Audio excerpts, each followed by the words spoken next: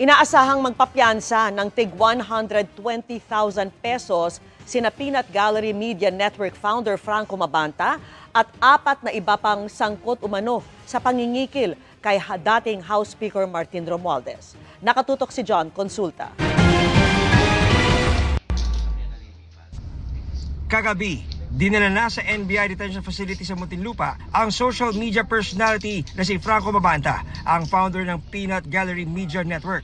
Nilagay siya at 4 na ibang arestado sa magkakahiwalay na selda kung saan sila nagpalipas ng magdamag. Kanina, nakuna namin si Mabanta habang nakikipag-usap sa kanyang abogado sa holding area ng NBI jail sa Muntinlupa. Nakunan din namin ang pagdating ng ilang supplies na para raw kay Mabanta at kanyang mga kasamang nakapiit.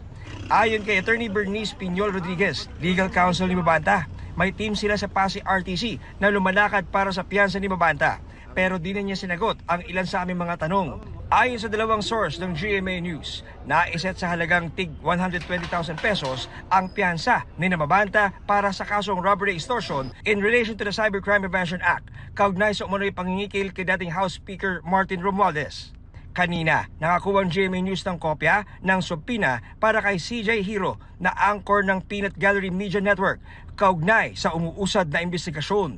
Pero bigo ang NBI na mapareceive ito kay Hero sa lahat ng kanyang known address at sa opisina ng PGMN. Sa Lunes tinakda ang schedule ng kanyang pagharap sa tanggapan ng NBI.